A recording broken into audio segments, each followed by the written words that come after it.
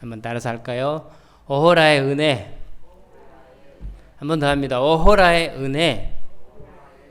네, 오늘 말씀의 제목이 오호라의 은혜입니다. 다음 주까지 2주간에 걸쳐서 이 말씀의 깊은 의미가, 하나님 우리에게 이 말씀을 주신 이유가 무엇인가 라고 하는 부분들을 같이 생각해 보고자 합니다. 여러분 읽으셨다시피 말씀이 매우 어렵습니다. 그리고 뭔가 침통한 느낌이 듭니다. 뭔가를 좀 해보려고 아무리 노력해도 안 되는 것 같은, 그래서 마침내 절망을 이야기할 수밖에 없는 저자의 안타까운 심정을 우리가 헤아려 볼 수가 있습니다. 여기에 나오는 저자, 이 사도 바울이라고 하는데요. 로마서를 쓴 사람이 사도 바울이죠.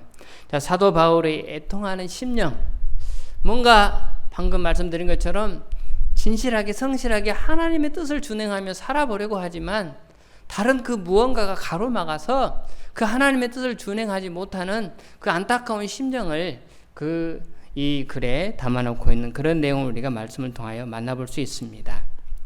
오늘 본문의 말씀이 매우 어려운데 그 이유는 해석을 하는 게 어렵다기보다는 과연 이 본문이 우리에게 뭘 말하는가, 무엇을 말하기 위하여 이 말씀들을 하고 있는가 라고 하는 것이 매우 어렵습니다. 그래서 로마서를 연구하는 분들이 오늘 이 본문에 대한 내용을 해석하면서 서로들 간에 통일이 잘 안 됩니다.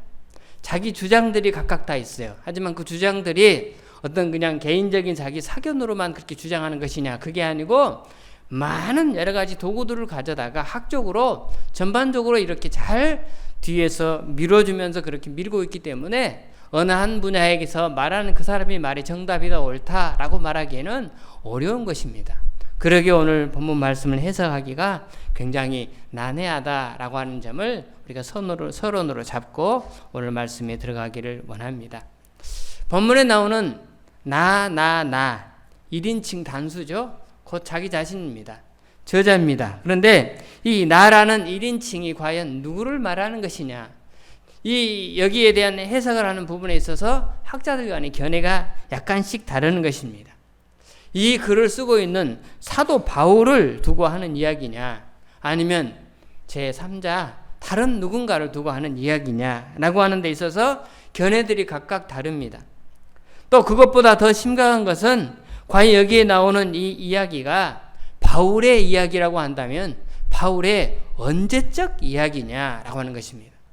바울이 예수 믿기 이전 사울이었을 때 예수 믿는 사람들을 잡아다 가두는 그러한 일에 열심을 다했을 때 그때적의 일들을 가져와 갖고 옛날을 회상하면서 지금 여기에 수록해 놓은 글이냐, 아니면은 예수 믿은 다음에 예수를 잘 믿고 있지만 자신의 마음에 저 신면으로부터 다가오는 자신을 괴롭히는 그런 내면의 영적 괴롭힘이 예수님 믿는 이후에 다가왔던 것이냐라고 하는 이 점을 갖고도 서로 간의 견해가 또 다른 것입니다.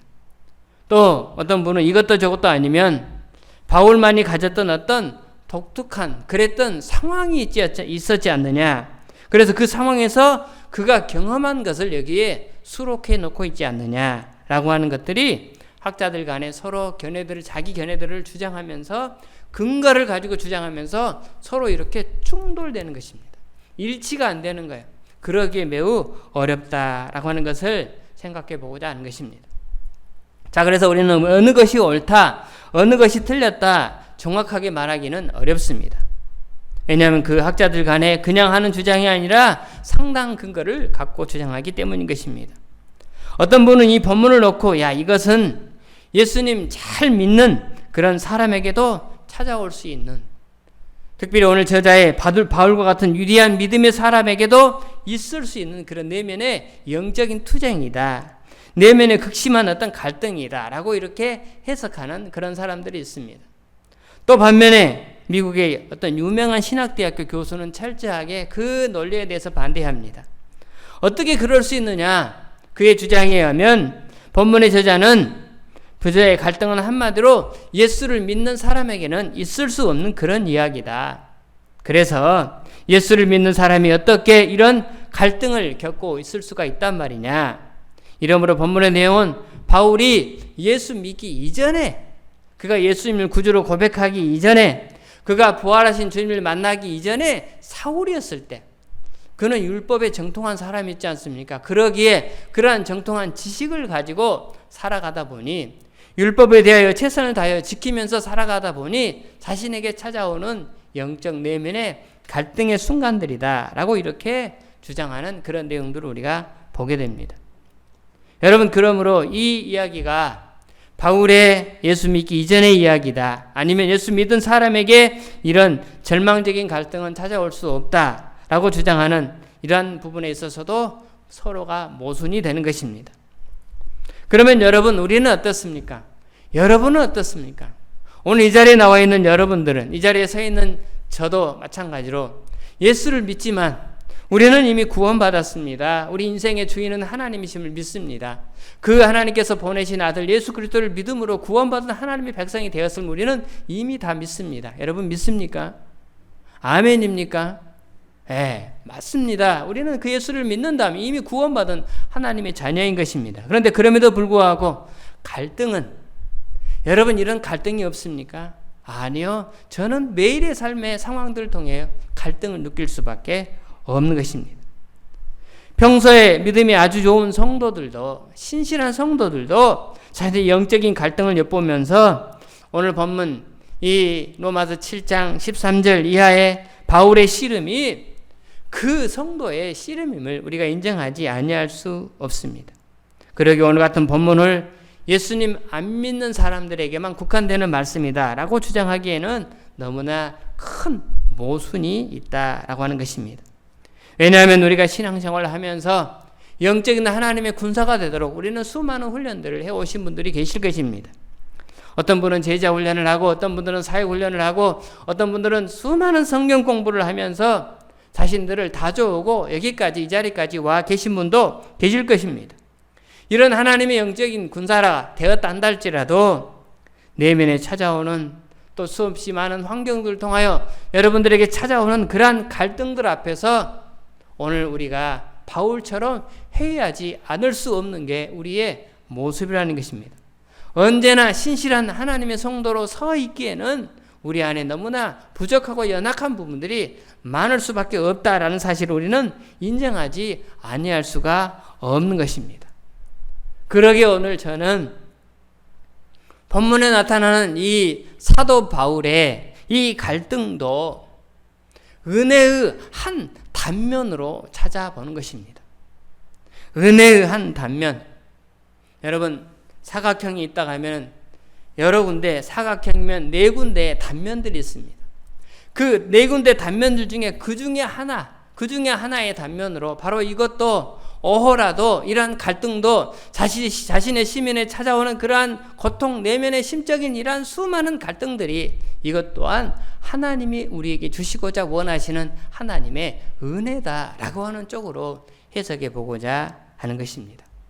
그러기에 오늘 우리는 오늘 본문을 찬찬히 다시 살펴보기를 원합니다. 지난 두 주간에 걸쳐서 우리는 앞에 있는 로마서 7장 1절부터 12절까지 본문을 통하여 이런 제목을 삼았습니다. 율법과 나. 하나님이 우리에게 지키라고 주신 율법과 나와의 관계는 도대체 어떤 관계였느냐라고 하는 사실을 우리가 살펴보았습니다. 그러면서 크게 주장하기를 우리는 율법에 대해서 죽은 존재다라고 했습니다. 우리는 율법에 대해서 죽었다라고 하는 것입니다. 사랑하는 성도 여러분, 오늘 이 말이 무슨 말입니까? 율법에 대해서 죽었다. 이것은 우리가 어떻게 죽었습니까? 예수님이 십자가에서 죽으심을 통하여 나도 그 자리에 함께 동승을 해서 예수님이 죽을 때 나도 죽음을 통하여 예수님이 죽었기 때문에 나도 죽었다는 것입니다. 그러면 예수님이 죽을 때 뭘 가지고 죽었느냐? 하나님이 지키라고 준 인간이 도저히 지킬 수 없는 이러한 율법을 가지고 우리는 얼마나 씨름하며 그렇게 살아왔습니까? 그런데 그 예수님이 지킬 수 없는 그러한 모든 율법을 짊어지고 죽었기 때문에 그 죽음의 자리에 나도 같이 동참해서 나 또한 예수님이 율법에 대하여 짊어지고 죽은 것처럼 나도 같이 그 율법을 짊어지고 죽었다. 그러기에 우리는 율법과 나와의 관계에 있어서 완전한 자유를 입은 하나님의 자녀다라고 하는 그런 결론에 도달하게 되었습니다. 여러분, 율법은 무엇이었습니까? 율법은 우리로 하여금 죄를 알게 하는 도구였습니다. 내가 누구인가를 깨닫지 못하고 있을 때 하나님이 우리에게 율법을 보내주셔서 율법을 지키지 못하는 나 자신을 발견하고 나는 죄인이구나 라고 하는 것을 인식하게 만드는 게 바로 율법이었습니다. 뿐만 아니라 율법은 우리 마음속에 있는 욕구를 충동질하게 만들었습니다. 선악을 알게 하는 동산 중앙에 있는 실과를 먹지 말라라고 하는 말씀을 하기 전에는 충동이 없었어요. 먹고 싶은 마음이 없었습니다. 그런데 하나님이 아담과 하와에게 동산 중앙에 있는 선악을 알게 하는 나무의 열매는 절대 먹지 마라라고 하는 하나님의 금지 명령, 여러분 이것이 율법이지 않습니까? 그 율법을 받고 난 다음부터 자꾸 그곳에 눈길이 가고 자꾸 그곳에 발걸음이 가해지는 것입니다. 그러면서 갈등이 생기는 것입니다. 율법은 무엇이냐? 우리로 하여금 마음속에 내재된 우리의 욕구를 충동시켜서 조금씩 나도 모르게 그냥 그것을 범하고자 하는 그런 욕구를 충동하게 만드는 게 율법이라는 것입니다. 옛날에 그런 얘기 있었죠. 훈장님이 뭔가를 선반 위에 이렇게 대나무로 만든 바구니 속에 숨겨놓고 혼자만 먹는 것입니다. 그러면서 그 학생들에게는 절대 여기는 들여다보지 마라. 절대 이 속엔 들여다보지 마라라고 훈장님이 금령을 내립니다. 그러면 아이들이 그 바구니 전에는 관심이 없었어요. 그런데 어느 날부터 자꾸 거기에 눈길이 돌아가는 거예요. 도대체 훈장님이 저기다가 뭘 숨겨 놓았길래 저것을 들여다보지 못하게 하느냐. 그리고는 자꾸 저것을 몰래 훈장님 안 계실 때 내려서 그 안을 들여다보고 싶고 그 안에 훈장님 혼자 숨겨놓고 먹고 있는 그 무언가를 먹고 싶은 충동이 생기게 만드는 거예요.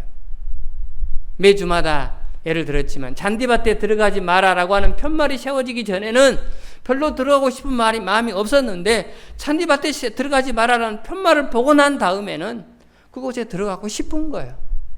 내 이웃의 아내를 탐내지 말라라고 하는 법문이 금령이 생기기 전에는 이웃에 대한 아내에 대해서 전혀 충동이 없었는데 그 십계명으로 주어진 이후에 자꾸 이웃에 대한 그 아내에 대한 충동이 자기 안에 생기는 것입니다. 여러분 이것이 바로 율법이 우리에게 주는 참으로 커다란 특징이면서 우리의 약함을 드러내게 만드는 그런 도구인 것입니다.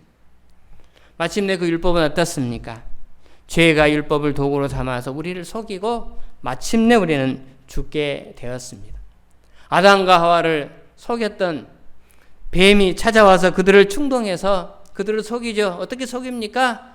동산 중앙에 있는 나무를 열매를 먹으면 죽는다. 하나님이 말씀했지만 사단은 뱀은 하와에게 뭐라고 했습니까? 죽지 않아. 결코 죽지 않아. 먹으면 하나님처럼 같이 될 거니까 눈이 밝아져서 하나님처럼 같이 될 거니 하나님이 먹지 말라고 그런 거야 하고 속인 것입니다.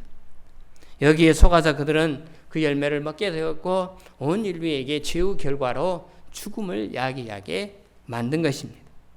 여러분 이것이 율법입니다. 그런데 이러한 율법을 우리 주님이 인간이 지킬 수 없는 이 모든 우리를 속박하게 만드는 이러한 율법을 대신 짊어지고 주님이 죽으셔서 우리는 율법에서 완전한 자유인이 되었습니다. 그러므로 우리는 율법의 속성에 대해서 알아야 하는 것입니다. 율법을 제대로 모르면 뭘 모릅니까? 복음을 모르는 거예요. 그리스도에 대해서 모르는 것입니다. 왜 하나님이 우리에게 그리스도를 보낼 수밖에 없었는가라고 하는 하나님의 마음을 우리가 읽을 수가 없는 것입니다. 그런데 여러분 어렸을 때부터 율법을 암송하고 배우고 익히며 지켜왔던 유대인들이 어떻겠습니까? 그들은 율법을 지켰지만 어렸을 때부터 머릿속에 암송했지만 말씀드렸지만 그들은 맨 먼저 태어나서 말을 배울 때 엄마 아빠 그 다음에 십계명부터 읽고 암송하게 만드는 겁니다. 아예 어렸을 때부터 문화가 바로 율법과 같이 동행하는 그런 문화인 것입니다. 그런데 결국은 어떻겠습니까? 율법을 해결하기 위하여 이 땅에 오신 예수 그리스도를 바로 그 유대인들이 잡아다 죽였습니다. 율법과 가장 가까운 문화 속에서 살아왔던 그 유대인들이 율법을 알았습니까? 율법이 예수 그리스도인데 그 율법을 그들이 몰랐기 때문에 복음이신 예수 그리스도를 죽이는 안타까운 범죄의 결과를 초래하고 말았다는 사실입니다. 여러분 그러기에 우리는 복음을 제대로 알려면 율법을 알아야 합니다. 우리는 율법에서 자유한 존재가 되었지만 그럼에도 불구하고 우리를 속박하는 우리 육체를 속박하는 이 율법의 요소를 정확하게 우리가 알아야 되는 것입니다. 그러기에 우리는 오늘 본문에 넘어와서 사도 바울이 더 실감나게 이 점에 대해서 설명을 하는 모습을 우리가 살펴볼 수 있습니다. 여러분, 우리 13절 말씀 한번 다 같이 보겠습니다. 13절 시작. 그런즉 선한 것이 내게 사망이 되었느냐? 죄로 드러나기 위하여 선한 그것으로 말미암아 나를 죽게 만들었으니 이는 계명으로 말미암아 죄로 심히 죄되게 하려 함이라.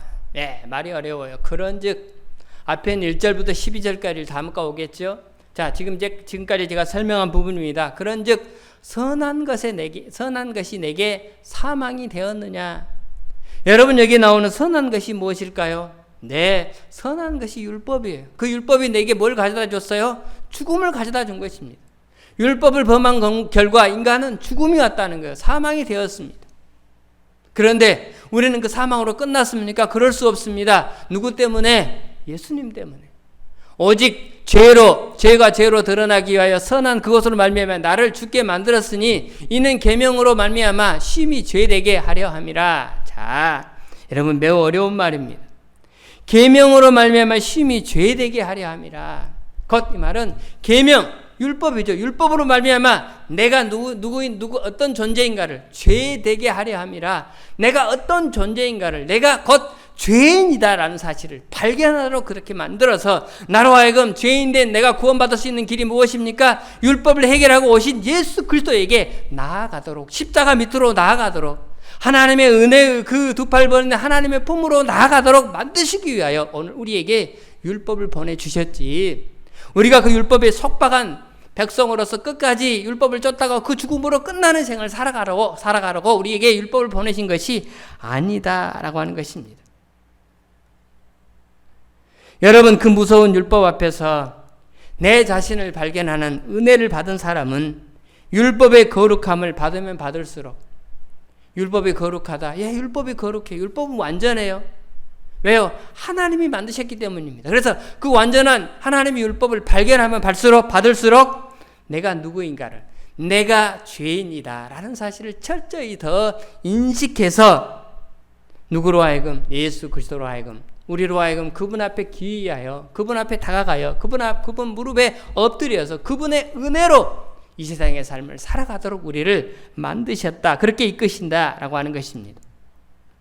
사랑하는 성도들, 우리가 율법에 대하여 깨달음이 생겼을 때 나타나는 현상이 어떻게 내 죄만 눈에 잔뜩 보이는 이런 상황으로 끝난다면 우리에게는 참으로 괴로운 일이 될 것입니다. 그런데 그것으로 끝난 것이 아니라 율법을 발견하면 발견할수록 우리 자신들의 죄됨을 발견하지만 또 한켠에 은혜가 있다라는 것입니다. 어떤 은혜입니까? 첫 번째, 하나님이 율법을 통하여 우리에게 발견하게 될 은혜는 첫 번째 어떤 은혜이냐? 자, 내 스스로가 선과 악에 대해서 분별할 줄 아는 은혜가 생기는 것입니다. 한번 해볼까요? 시작. 선과 악을 분별할 줄 아는 은혜. 자, 오늘 19절 말씀입니다. 19절 말씀 다 같이 합니다. 시작. 내가 원하는 바 선을 행하지 아니하고 도리어 원하지 아니한 바 악을 행하는도다. 자, 내가 원하는 바, 나는 뭘 원하고 싶어요? 뭘 하고 싶어요? 하나님이 우리에게 원하시는 선을 행하고 싶어요. 그런데 도리어 뭘 하게 됩니까? 우리의 행동은 악을 행하게 돼요. 곧 이 말의 전제가 무엇입니까? 선과 악에 대한 구분은 정도는 우리가 할 수 있다는 것입니다. 전에는 몰랐어요.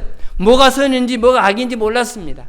전에는 우리가 하는 게 선인지 악인지 전혀 구분함이 없이 그냥 악의 길로만 따라갔던 거예요. 그러면서도 우리가 몇 가지 지켰다고 내가 선한 삶을 살았다라고 착각하며 산 것입니다. 아까 말했던 10계명 중에 10번째 계명, 내 이웃의 것을 탐내지 말라. 그 집의 아내나 뭐나 다 탐내지 말라. 여러분, 우리는 내 이웃의 아내를 탐내지 않습니다. 그런데 우리는 이 말을 오해합니다. 내 이웃의 아내를 탐내지 않는다, 또 멋진 남자를 탐내지 않는다 라고 하는 것은 겉으로 드러난 그 남자를 만나서 내가 분명히 내 아내가 있고 내 남편이 있음에도 불구하고 다른 집 여인을 만나고 다른 집 남편을 만나서 어디 가서 차 한잔 먹고 그렇게 해서 잘못한 결과만을 가지고 이야기하는 것입니다. 그런데 하나님이 우리에게 율법을 주신 궁극적인 목적은 마음속에, 여러분의 마음속에 지나가는 그냥 가끔씩 우리 딸이 짧은 바지를 보면 내가 그래요. 하이 실종이라고 그럽니다. 하이 실종. 얼마나 요즘 젊은 여자들이 그냥 작게 옷을 입습니까? 근데 그런 모습을 보면서 그냥 보고 끝나면 되는데 마음속으로 이쁘다. 그 생각만 합니까? 침을 꼴딱꼴딱 삼키는 그런 이상한 사람들도 있는 거예요. 그런데 마음속으로 침을 꼴딱꼴딱 삼키는 그 행동이 뭐냐? 마음속에 그 생각이 뭐냐? 그게 죄라는 거예요. 그게 죄. 그런데 우리는 그러고 생각하고 끝났다. 그러므로 나는 죄 짓지 않았다. 여러분 아닙니다. 이미 죄 지은 것입니다. 유대인들이 오해한 게 그거예요. 나는 그런 일을 행하지 않았습니다. 그래서 나는 율법을 지켰습니다. 아니요. 마음속으로 수없이 많은 그러한 갈등의 마음을 품었으면서 행하지 않았다. 내 이웃이 잘 될 때 배가 아픕니다. 배가 아픈 것 자체가 뭐냐? 이미 범죄를 한 것입니다. 그런데 우리는 그 율법을 오해한 거예요. 그런데 이 율법을 통하여 깨닫게 된 첫 번째 것이 무엇이냐? 선이 무엇이고 악이 무엇이고, 비록 내가 선을 행할 수 없지만 악만 추구하며 따를 수밖에 없지만, 그럼에도 불구하고 내가 선이 무엇이고 악이 무엇인가를 구분할 수 있는 그러한 지혜를 하나님이 내게 주셨다. 여러분, 이게 은혜라는 것입니다. 두 번째 은혜는 어떤 거냐? 선을 행하고자 하는 소원이 생깁니다. 전사님, 두 번째. 자, 한번 다 같이 합니다. 시작. 선을 행하고자 하는 소원이 생기는 은혜. 하나님 말씀대로 준행해 보고자 하는 마음의 열정이 생기는 것입니다. 그런데 그렇게 할 수 있어요? 21절 다 같이 보죠. 자, 봅니다. 시작. 그러므로 내가 한 법을 깨달았으니 곧 선을 행하기 원하는 나에게 악이 함께 있는 것이로다. 자, 선을 행하고자 하는 나의 의지가 있고 악이 또 함께 있는 것을, 공존하는 것을 그때 깨닫게 된다는 사실입니다. 세 번째, 이보다 더 좋은 은혜가 있습니다. 이보다 더 좋은 은혜가 무엇이냐? 내 속사람으로 하여금 하나님의 법을 즐거워하는 것입니다. 다 같이 합니다. 시작. 하나님의 말씀을 묵상하고 즐거워하는 은혜. 예. 마치 시편 1편 1절과 2절에 나와 있는 말씀 같습니다. 오직 여호와를 경외하며 하나님의 말씀을 즐거워합니다. 율법을 묵상합니다. 그 율법을 즐거워합니다. 어떤 사람이 그럴 수 있습니까? 은혜 받은 사람이 그럴 수 있습니다. 여러분, 여기 나오는 즐거워한다라는 말은 하나님의 말씀을 인정한다라는 말 정도가 아닙니다. 인정한다는 말은 단순히 순종한다는 말이고, 즐거워한다는 것은 자발적으로 기쁨으로 그 율법을 지키기 위하여 노력하는 것입니다. 바로 이것을 즐긴다라고 그렇게 표현합니다. 보세요. 정리합니다. 하나님의 율법을 통해서 하나님이 우리에게 원하신 것에 대해서 영적인 각성이 생기면, 첫 번째로 선과 악에 대한 분별력이 생깁니다. 두 번째로 선을 행하고 싶은, 하나님 앞에 순종하고 싶은 마음이 생기는 것입니다. 그리고 세 번째, 그 율법을 묵상하고 즐거워하는 사람이 된다는 것입니다. 여러분, 이것이 구원받은 하나님의 백성이에요. 말씀을 통하여 깨달은 하나님의 은혜를 경험한 사람의 삶인 것입니다. 자, 그런데 오늘 말씀에 나와 있는 본문의 내용의 주인공은 어떻습니까? 그대로 살아갑니까? 율법을 모릅니까? 잘합니다. 선과 악을 분별할 수 없습니까? 잘합니다. 하나님 앞에 하나님 말씀에 순종하고 싶은 의지가 강합니다. 또 말씀을 주야로 묵상하는, 즐거워하는 그런 삶을 살아가고 있습니다. 그런데 그럼에도 불구하고 뭐가 찾아와요? 내면의 갈등이 찾아오는 거예요. 이 시면에 찾아오는 갈등은 어쩔 수가 없는 것입니다. 여러분, 그 갈등을 겪는 사람이, 여러분, 이런 오해를 할 수 있습니다. 그렇게 보면 율법에 대하여 위험한 오해를 하고 있는 사람들이 있습니다. 그들의 주장은 이렇습니다. 아니, 예수 믿는 사람은 율법에 대해서 이미 자유함을 얻었다. 안 지켜도 된다. 이제는 그 율법에 대하여 부담을 가질 필요가 없다. 율법은 이제 더 이상 나에게 필요 없다. 안 지켜도 된다. 왜냐하면 구원은 믿음으로 받는 것이기 때문에. 여러분, 이렇게 주장합니다. 여러분, 이게 맞습니까? 틀립니까? 맞아요? 틀려요? 한번 대답해 보세요. 율법은 이제 안 지켜도 됩니까? 안 지켜도 되면 이런 갈등을 할 필요가 없습니다. 틀린 거예요. 그들의 주장은 이단 구원파들의 주장인 것입니다. 구원받았으니 이제 교회도 필요 없고 네 안에 믿음이 있으니 이제는 하나님만 믿으면 된다. 그러니 그렇게 살다가 하나님은 너를 천국으로 인도할 것이다. 율법은 필요 없으니 내 마음대로 살자. 여러분, 구원파 이단의 모습입니다. 율법은 지켜야 합니다. 최선을 다해서 노력해야 합니다. 그런데 그럼에도 불구하고 우리에게 찾아오는 갈등, 이것은 어쩔 수가 없는 것입니다. 사도 바울이 구원받았지만 율법에 대해서 잘 알지만 그럼에도 불구하고 또 수많은 이 하나님의 은혜를 깨닫고 선과 악을 분별하고 하나님의 선을 행하고자 하는 의지가 강하고 또 하나님의 말씀을 즐거워하고 그 말씀을 묵상하면서 그렇게 살아가는 삶을 살아가지만 그럼에도 불구하고 그에게 찾아오는 이런 영적 내면의 갈등 때문에 오늘 힘들어서 오늘 이 말씀을 여기에 그가 수록하고 있는 것입니다. 율법은 여러분 우리가 지켜야 합니다. 안 지켜도 되는 게 아닙니다. 왜 그렇습니까? 요한복음 14장 21절 말씀 한번 다 같이 보겠습니다. 시작. 나의 계명을 지키는 자라야 나를 사랑하는 자니 나를 사랑하는 자는 내 아버지께 사랑을 받을 것이요 나도 그를 사랑하서 그에게 나를 아멘입니까? 나의 계명을 지키는 자라야. 이게 나의 계명은 무엇입니까? 하나님이 준 율법입니다. 그 율법을 지키는 자라야 누구를 사랑하는 자입니까? 나 예수님을 사랑하는 자예요. 여러분 여기 나온 요한복음 14장 21절 말씀 누가 한 말이에요? 예수님이 한 말이에요. 내 계명, 하나님이 나에게 위임한 그 계명 율법을 지키는 자라야 나 예수를 사랑하는 자니 나를 사랑하는 자는 내 아버지께 사랑을 받을 것이요 주님을 사랑하는 자만이 하나님 앞에 사랑을 받고 구원받아 하나님의 백성이라는 것입니다. 그러니 우리는 그 율법을 지켜야 합니다. 그러므로 여기에 나와 있는 로마서 7장의 고백, 저자의 고백은 누구의 고백입니까? 구원받은 하나님의 자녀의 고백입니다. 구원받지 않는 하나님의 자녀의 고백이 여러분 여기에 이렇게 수록할 수 없습니다. 예수도 안 믿는 사람에게 여호와의 율법을 즐거워하십시오. 여러분 그게 통합니까? 말도 안 되는 그런 얘기입니다.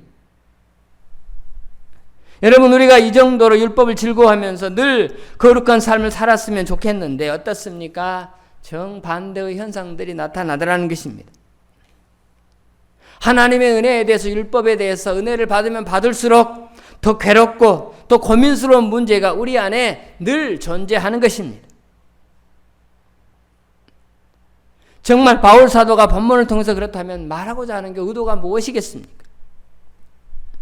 바울이 알면 알수록 선을 행하면 행할수록 율법을 즐거워하면 할수록 자신의 속에서 내면에서 정말 이율배반적인 모순이 항상 같이 존재하고 있다는 것을 말하는 것입니다.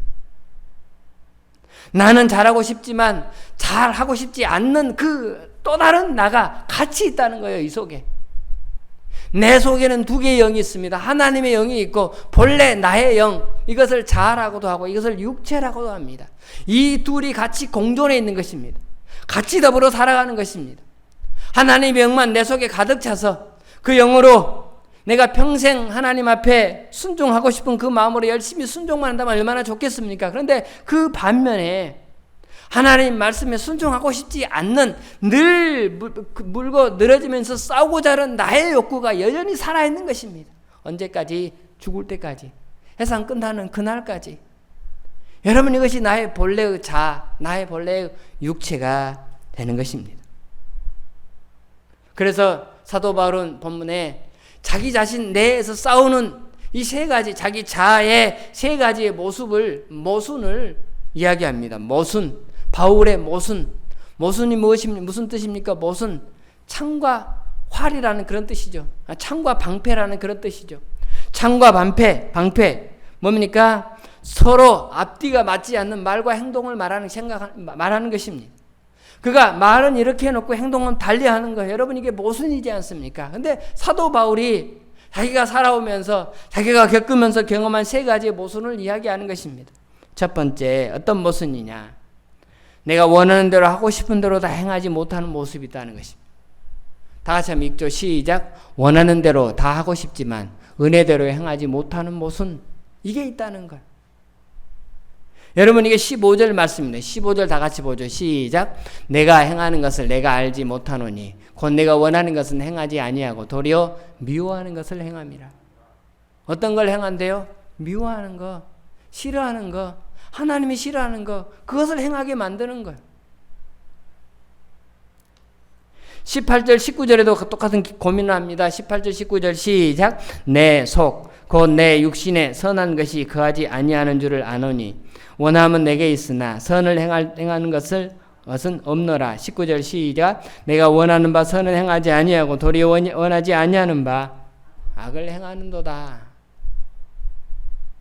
한번 19절 다시 한번 시작. 내가 원하는 바 선은 행하지 아니하고 도리어 원하지 아니하는 바 선을 행하고 싶어도 선을 행해요 못 행해요? 행하지 못해요. 그리고 뭔만 행합니까? 악한 짓만 골라서 하는 것입니다. 그렇게 하고 싶지 않았습니다. 그런데도 모르고요. 그런데도 불구하고 나는 이상하게 하나님이 원하지 않는 쪽으로 나는 달려가고 있는 거예요. 마음은 그렇지 않는데 행동은 그렇게 나타나는 것입니다. 바울의 두 번째 모순은 한 지붕 밑에서 도무지 살 수 없는 상반된 두 개의 상이한 두 개의 욕구가 공존하는 것입니다. 다 같이 읽죠. 시작. 한 지붕 밑에서 도무지 살 수 없는 상반된 두 욕구가 공존하는 모순. 두 개의 상호, 자기들이 원하는 것들이 정말 반대로만 달려갈 수밖에 없는 두 개의 영이 같이 사는 거예요. 이게 모순이라는 것입니다. 인간의 모순. 자, 여러분 17절 다 같이 보겠습니다. 시작. 이제는 그것을 행하는 자가 내가 아니요 내 속에 거하는 죄니라. 나는 그것을 행하고 싶지 않는데 내 속에 있는 죄, 자, 육체, 이것이 나를 지배해서 내가 죄를 추구하며 따라가도록 만들어서 마침내 죽음의 결과를 초래하게 만든다는 사실입니다. 21절에도 유사한 말이 나와 21절 다 같이 합니다. 시작. 그러므로 내가 한 법을 깨달았노니 곧 선을 행하기 원하는 나에게 악이 함께 있는 것이로다. 자, 공존해서 말합니다. 그러니까 이것을 단적으로 말해서 내 몸은 죄가 쉽게 자리를 잡을 수밖에 없는 그런 육체라는 것입니다. 그런 인간의 부패성을 갖고 있습니다. 죄가 함께 그러기에 거주합니다. 같이 더불어 살아가는 것입니다. 그러나 내 속사람은 어떻습니까? 내 속사람은 예수 믿고 중생받은 나의 새 사람에게는 뭐가 없어요? 죄가 없어요. 이와 같이 둘이 같이 거주하면서 한 몸에서 공존하니 서로 충돌할 수밖에 없는 것입니다. 그래서 어떤 성경학자는 이렇게 말해요. 몸은 죄의 작업장이다. 한번 따라서 합니다. 시작. 몸은 죄의 작업장이다. 여기서 말하는 몸은 우리의 육체, 우리 육신을 말합니다. 죄가 일하도록 만드는 작업장이래요.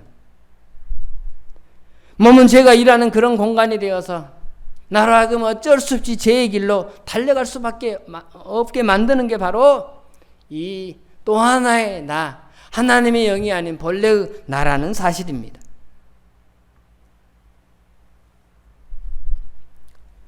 사랑하는 성도 여러분, 그러기에 여러분 우리는 어떻게 살아가야 되겠습니까?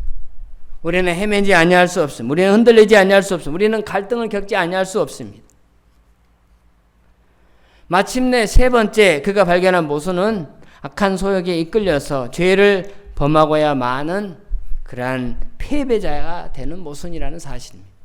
다 같이 읽습니다. 시작. 마침내 악한 소욕에 끌려서 죄를 범하고야 마는 패배자가 되는 모습. 마침내 우리는 죄를 지을 수밖에 없습니다. 패배자가 될 수밖에 없습니다. 그러기에 갈등을 겪을 수밖에 없습니다. 여러분 우리가 어떤 존재였습니까? 5장 1절에 제가 읽겠습니다. 그러므로 우리가 믿음으로 의롭다 하심을 받았으니 우리 주 예수 그리스도로 말미암아 하나님과의 화평을 누리자 그랬습니다. 구원받은 우리는 하나님과 관계가 화평으로 서로 평온한 관계, 샬롬의 관계가 되어 우리에게 주신 그런 은혜를 누리며 살 수 있는 자가 되었습니다. 그리고 7장 6절에서는 우리는 영의 새로운 존재가 되었습니다. 그리고 우리는 영의 새로운 것으로 섬길 수 있는 하나님의 사람이 되었습니다. 그럼에도 불구하고 우리는 어떻습니까? 계속해서 싸우는 것입니다. 죄와 함께 공존하며 살아갈 수밖에 없는 것입니다. 많은 부분들이 있지만 생략하고요. 여러분, 그러므로 사도 바울이 이렇게 죄 속에서 흔들릴 수밖에 없고 그래서 고통스러운 삶의 나날을 살아갈 수밖에 없고 늘 갈등과 긴장 속에서 살아갈 수밖에 없는 이런 나 자신에 대해서 우리는 어떻게 판단을 해야 되느냐? 그렇다면 우리가 받은 구원이 사라진 것이냐? 내가 받은 하나님의 자녀로서의 특권을 우리가 상실하게 된 것이냐? 여러분 그게 아니라는 사실입니다. 여러분 바울이 자기 안에 내면의 갈등 때문에 또는 자기 모순 때문에 다시 죄에게 팔려서 죄의 종이 되었느냐? 이제는 그 구원을 잃어버렸느냐? 여러분 그 말입니다. 그걸 물어보고 있는 것입니다. 그런데 구원을 잃어버렸다고요? 다시 죄인이 되었다고요? 그렇지 않다는 사실이에요. 여러분 보세요. 한번 죄의 멍에에서 여러분 예수님의 은혜로 구원받은 하나님의 사람은 다시 죄된 구멍으로 들어갈 수 있습니까? 없습니까? 여러분 문제입니다. 구원받은 하나님의 사람이 이미 구원을 받았습니다. 그러면 여러분 다시 받은 구원을 상실하게 됩니까? 구원을 잃어버리게 됩니까? 1번 잃어버린다. 2번 아니다. 3번은 아예 그럴 수 없다. 몇 번입니까? 몇 번이에요? 3번이요. 3번. 아예 그럴 수 없습니다. 여러분 왜 그렇습니까? 여러분이 행하는 죄보다 누가 커요? 은혜가 크기 때문입니다. 여러분이 겪는 갈등보다 누가 커요? 하나님의 은혜가 큰 것입니다. 그러기에 내 시면에 안타깝게도 오늘도 갈등할 수밖에 없는, 오호라를 외칠 수밖에 없는 여러분의 그 시면의 상태에도 하나님은 그걸 뭘로 보느냐? 은혜로 보는 것입니다.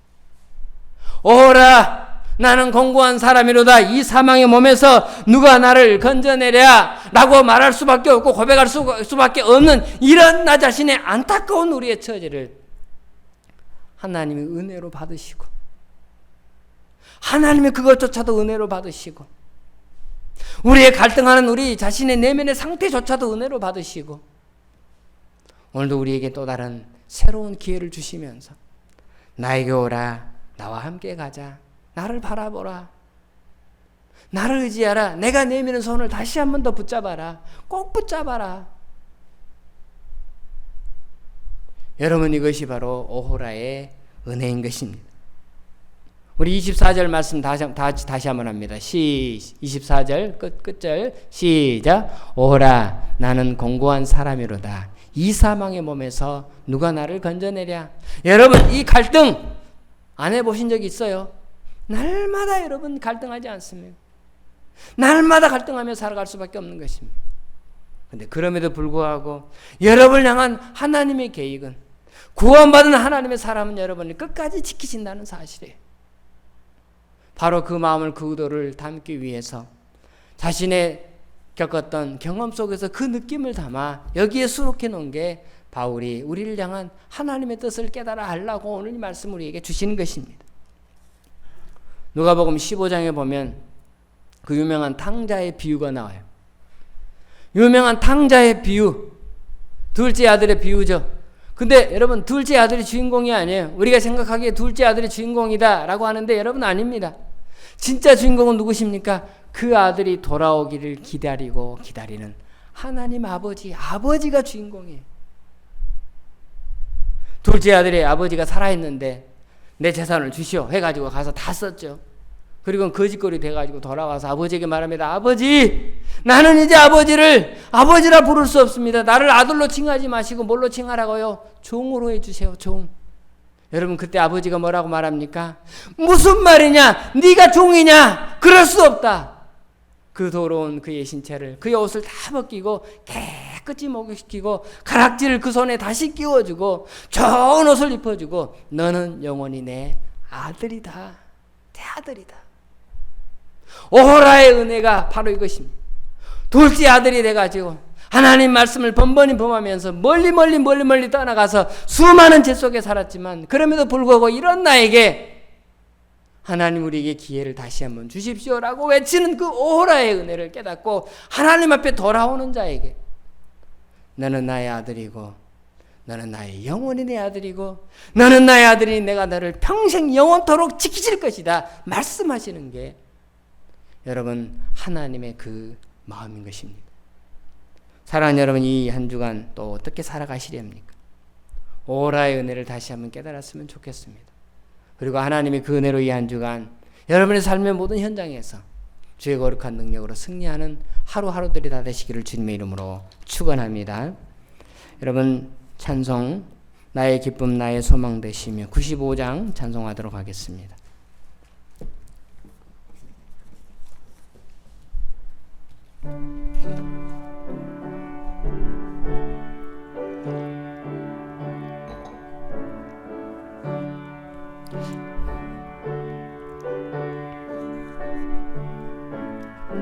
1절과 5절 하겠습니다. 나의 기쁨 나의 소망 되시며 나의 생명이 되신지 밤낮 불러서 찬송을 드려도 늘 하신 마음 뿐일세. 5절입니다. 나의 진정 사모하는 예수님 음성조차도 반갑고 나의 생명과 나의 참 소망은 오직 주 예수 뿐일세. 아멘. 오호라, 이 사망의 몸에서 누가 나를 건져내랴. 오늘도 갈등할 수밖에 없지만 그럼에도 불구하고 그것조차도 은혜라고, 그 은혜를 깨닫고 나에게 다가와 내 앞에 엎드리라고, 내가 너와 함께하면 너를 평생 도우실 것이라고, 내가 너를 인도할 것이라고, 오늘 그 마음을 깨달으라고 오늘 주신 귀한 말씀 가슴팍에 안고 더운 여름철이지만 우리의 삶이 현장으로 돌아갑니다. 발걸음 인도하시고 하나님 지키신다 약속해 주셨사오매 갈등하는 시면의 그 현장 속에서 문제를 깨닫게 하시고 더 큰 은혜를 발견케 하시고 그 하나님 은혜 속에서 날마다 승리하는 주의 거룩한 성도들 다 되어지게 하여 주시옵소서. 오늘도 복된 주일 하나님의 성전에 나오며 준비한 예물을 정성껏 올립니다. 주께서 받으시고 삶에 살아가는 내내 주께서 어려움이 없이 채우시고 하나님의 비밀과 경륜을 다 아는 자로 하나님의 은총을 누리며 화평의 기쁨의 은혜를 누리며 살아가는 온 성도들 다 되게 하여 주시옵소서. 여기까지 인도하신 주님을 찬양하며 감사드리며 예수님의 이름으로 기도드리옵나이다. 아멘.